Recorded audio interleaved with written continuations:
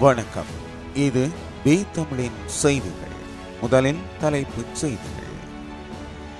மனிதநேயமற்ற நாட்டில் தமிழர்களுக்கான தீர்வுக்கு இடமில்லை, மக்கள் சுட்டிக்காட்டு. போலீசாரின் அதிரடி நடவடிக்கை, பெண்ணை மோத வந்த கார் மீது துப்பாக்கிச் சூடு. அனுரவின் இந்திய விஜயம் தொடர்பில் அரசாங்கம் வெளியிட்டுள்ள விசேட அறிவித்தல். தன்னை இவ்வாறுதான் அழையுங்கள், யாழ் வைத்தியசாலை பணிப்பாளரை வலியுறுத்திய அர்ச்சுனா.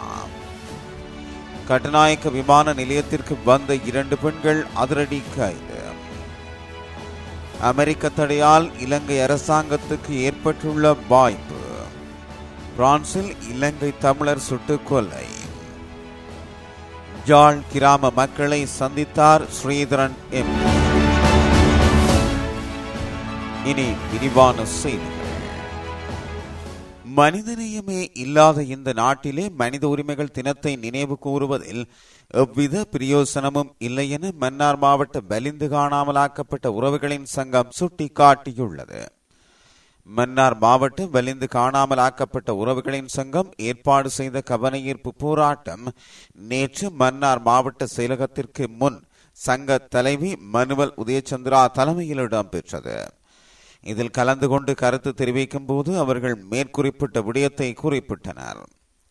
இது தொடர்பாக அவர்கள் மேலும் தெரிவிக்கையில், கடந்த 15 வருடங்களாக காணாமல் ஆக்கப்பட்ட உறவுகளை மீட்க நாங்கள் வீதியில் நிற்கின்றோம். உலக நாடுகள் என்றாலும் சரி, சர்வதேச நாடுகள் என்றாலும் சரி, நமது நாடாக இருந்தாலும் சரி, எங்களை வேடிக்கை பார்த்து கொண்டுதான் இருக்கின்றார்கள். எவ்வித பிரயோசனமும் இல்லாமல் ஒவ்வொரு அம்மாக்களும் மன வேதனையுடன் உள்ளனர். இன்று நூற்றுக்கணக்கான அம்மாக்கள் உயிரிழந்துள்ளனர். காணாமலாக்கப்பட்ட உறவுகளை தேடிக்கொண்டிருக்கின்றவர்கள் தற்போது குறைவானவர்களாகவே இருக்கின்றவர்களும் இறப்பதற்கு முன்னர் எங்களுடைய காணாமலாக்கப்பட்ட பிள்ளைகள் உறவுகளுக்கு ஒரு தீர்வு கிடைக்க வேண்டும் என்பதற்காக நாங்கள் போராட்டத்தில் ஈடுபட்டு வருகின்றோம். மனித உரிமைகள் அமைப்புகள் பல இருந்தும் என்ன பலன்? எத்தனை மனித உரிமைகள் அமைப்புகள் இருந்தாலும் காணாமல் ஆக்கப்பட்டவர்களுக்காக அவர்களின் செயற்பாடுகள் இல்லை. எங்களுக்காக கதைப்பதற்கும் ஒருவரும் இல்லை. இந்த நிலையிலேயே சர்வதேச மனித உரிமைகள் தினத்தை கருப்பு தினமாக அனுஷ்டிக்கிறோம் என அவர்கள் தெரிவித்துள்ளனர். கொழும்பு கடுவலை போலீஸ் நிலையத்திற்கு அருகில் நேற்று அதிகாலை பெண்ணொருவரை மோத வந்த கார் மீது போலீசார் துப்பாக்கி பிரயோகம் நடத்தியுள்ளனர். பெண்ணொருவர் கடுவலை போலீஸ் நிலையத்திற்கு தொலைபேசி அழைப்பெடுத்து தான் மோட்டார் சைக்கிளில் வருவதாகவும் தன்னை காரொன்று விபத்து ஏற்படுத்தி கொல்லுவதற்காக பின் தொடர்வதாகவும் தெரிவித்துள்ளார். போலீஸ் நிலைய பொறுப்பதிகாரியின் ஆலோசனைக்கு அமைய உடனடியாக செயற்பட்ட போலீஸ் நிலையத்தின் இரவு கடமைக்கு பொறுப்பான அதிகாரியும் பிரதான வாயிலில் இருந்த போலீஸ் உத்தியோகத்தரும் வீதிக்கு வந்து தயாராக இருந்த நிலையில் மோட்டார் சைக்கிளுக்கு பின்னால் அதிவேகமாக பின்தொடர்ந்து வந்த காரை நிறுத்த முற்பட்டனர். எனினும் காரின் சாரதி போலீஸ் அதிகாரிகளை மோதிவிட்டு தப்பிச் சென்றுள்ளதாக தெரிவிக்கப்படுகிறது. அந்த நேரத்தில் போலீஸ் நிலையத்தில் கடமையாற்றிய அதிகாரி ஒருவர் காரை நோக்கி துப்பாக்கியால் சுட்டபோதும் கார் தப்பிச் சென்றுள்ளது. தற்போது குறித்த 38 வயதுடைய பெண் போலீஸ் பாதுகாப்பில் வைத்தியசாலையில் அனுமதிக்கப்பட்டுள்ளார். கார் மற்றும் சாரதியை கைது செய்ய பல விசாரணை குழுக்கள் ஈடுபட்டுள்ளன. ஜனாதிபதி அனுரகுமார் திசாநாயக்கவின் 3 நாட்கள் உத்தியோகபூர்வ இந்திய விஜயத்தின் போது பேச்சுவார்த்தைகளின் போது அவதானம் செலுத்தப்படும் விடயங்கள், எட்டப்படும் இணக்கப்பாடுகள் குறித்து டில்லியில் இருந்து கூட்டு அறிவித்தல் வெளியிடப்படும் என்று அரசாங்கம் தெரிவித்துள்ளது. மேலும் ஜனாதிபதி அனுரகுமார் திசாநாயக்க 15ஆம் தேதி ஞாயிற்றுக்கிழமை 3 நாட்கள் உத்தியோகபூர்வ விஜயம் மேற்கொண்டு இந்தியா செல்லவுள்ளார். அவருடன் வெளிநாட்டு அலுவல்கள் அமைச்சர் விஜயஹேரத் மற்றும் பிரதிநிதி அமைச்சர் கலாநிதி கர்சன சூரிய பெரும உள்ளிட்டோரும் இந்த விஜயத்தில் பங்கேற்க உள்ளனர். ஜனாதிபதி தலைமையிலான இந்த உயர்மட்ட தூதுக்குழு இந்திய பிரதமர் நரேந்திர மோடி, ஜனாதிபதி திரௌபதி முர்மு உள்ளிட்ட முக்கிய இராஜதந்திரிகளை சந்தித்து இருதரப்பு பேச்சுவார்த்தைகளில் ஈடுபட உள்ளது. எனினும் இதன்போது அவதானம் செலுத்தப்படவுள்ள விடயங்கள், கையெழுத்திடப்படவுள்ள ஒப்பந்தங்கள் குறித்து டில்லியில் இருந்து கூட்டு ஊடக அறிவித்தல் விடுக்கப்படும். விஜயத்துக்கு ஓரிரு தினங்களுக்கு முன்னர் வெளிநாட்டு அலுவல்கள் அமைச்சினால் உத்தியோகபூர்வ ஊடக அறிவித்தல் வெளியிடப்படும் என அமைச்சரவை பேச்சாளர் மேலும் தெரிவித்துள்ளார். யாழ்ப்பாணம் போதனா வைத்தியசாலைக்கு மீண்டும் குழப்பம் விளைவிக்க நாடாளுமன்ற உறுப்பினர் அர்ச்சுனா வருவார் எனின் வாசலிலேயே தடுத்து வைக்கப்பட்டு போலீசாரிடம் ஒப்படைக்கப்படுவார் என்று யாழ்ப்பாணம் போதனா வைத்தியசாலை பணிப்பாளர் வைத்தியர் சத்தியமூர்த்தி தெரிவித்துள்ளார். நேற்றைய தினம் இடம்பெற்ற ஊடகவியலாளர் சந்திப்பின் போது வைத்தியர் சத்தியமூர்த்தி இவ்வாறு குறிப்பிட்டுள்ளார். இதன் போது அவர் மேலும் தெரிவித்ததாவது, யாழ்ப்பாண போதனா வைத்தியசாலைக்கு வருகை தந்த எம்பி அர்ச்சுனா தான் தற்போது ஒரு நாடாளுமன்ற உறுப்பினர் என்றும் தன்னை சேர் என்று அழைக்குமாறும் கூறி எம்மோடு முரண்பட்டார். அவரை சேர் என்று அழைக்க முடியாது என்று பதிலளித்ததற்கு என்னை யாழ்ப்பாண போதனா வைத்தியசாலையின் பணிப்பாளர் பதவியிலிருந்து அகற்றுவேன் எனவும் நாடாளுமன்றத்திற்கு அழைத்து கேள்வி கேட்பேன் என்றும் கூறினார். மேலும் என்னை வெளிநாட்டுக்கு தப்பிச் செல்லுமாறு கூறினார். இந்நிலையில் யாழ் போதனா வைத்தியசாலைக்குள் உள்நுழைந்து எம்பி அர்ச்சுனா குழப்பம் விளைவிப்பதற்கு இடமளிக்க முடியாது.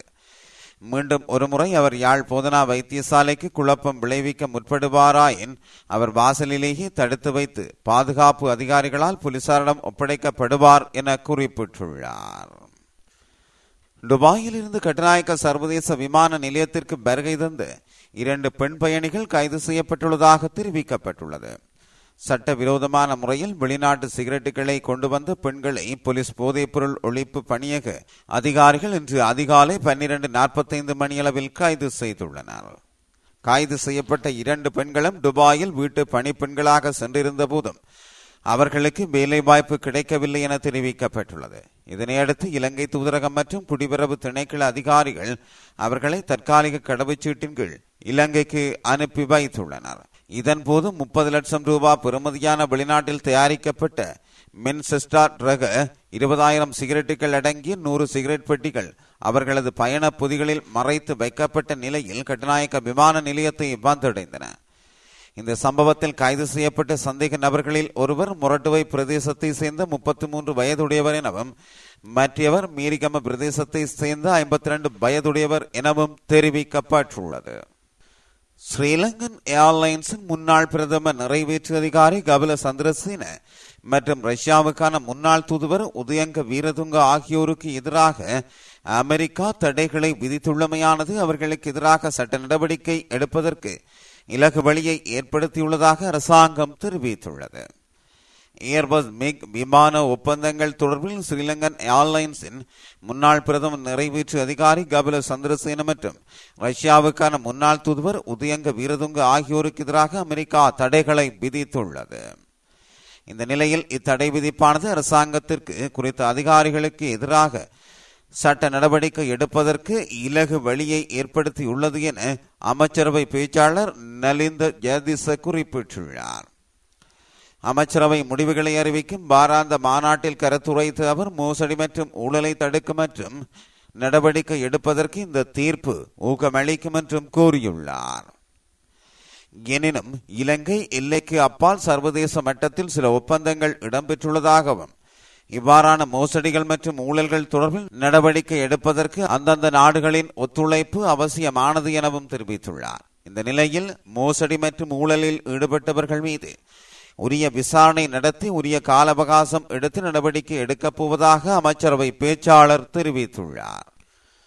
பிரான்ஸ் பாரிஸின் புறநகர் பகுதியில் கடந்த வாரம் 29 வயதான இலங்கை தமிழர் சுட்டுக் கொல்லப்பட்டுள்ளதாக தெரிவிக்கப்படுகின்றமை அதிர்ச்சியை ஏற்படுத்தியுள்ளது.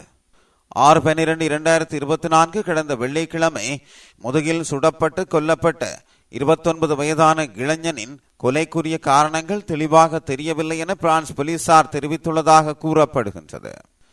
உயிரிழந்த தமிழிளைஞன் இந்த சம்பவம் இடம்பெறுவதற்கு முன்னர் தனது நண்பர் ஒருவருடன் பேசிக் கொண்டிருந்ததாகவும் நண்பர் அங்கிருந்து அகன்ற நிலையில் இளைஞன் சுடப்பட்டதாகவும் போலீஸ் வட்டாரங்கள் தெரிவிக்கின்றன.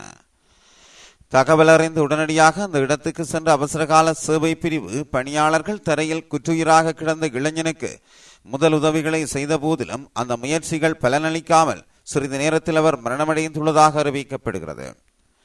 இந்த நிலையில் கொல்லப்பட்ட இளைஞன் வாடகை வண்டி ஓட்டுநராக பணியாற்றியதாகவும் தெரிவிக்கப்படுகின்றது.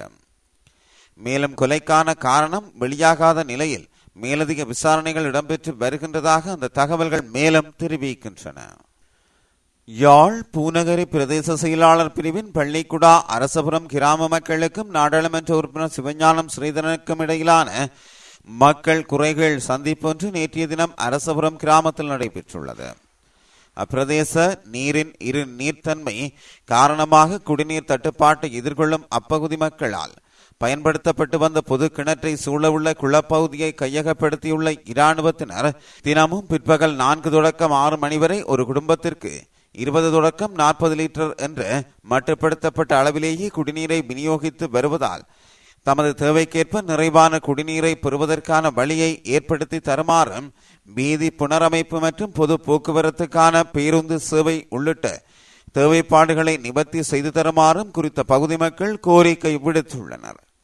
அதேவேளை அரசபுரம் கிராமத்தை சேர்ந்த 6 பொதுமக்களுக்கு சொந்தமான 12 ஏக்கர் காணிகள் இராணுவத்தினரால் அபகரிக்கப்பட்டுள்ளதுடன் அக்காணிகளில் சட்டவிரோத மணல் அகழ்வு நடைபெறும் சம நேரத்தில் ஒரே நாளில் 34 டிப்பர் மணல் இராணுவத்தினரால் விற்பனை செய்யப்பட்டுள்ளதாகவும் அரசபுரம் மக்கள் நாடாளுமன்ற உறுப்பினரிடம் சுட்டிக்காட்டியிருந்தனர்.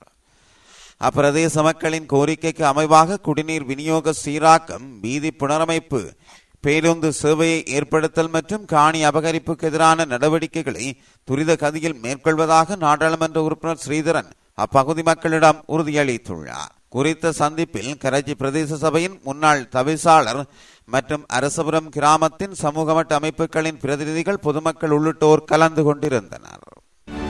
இது பி தமிழின் செய்திகள். மீண்டும் நாளை சந்திப்போம்.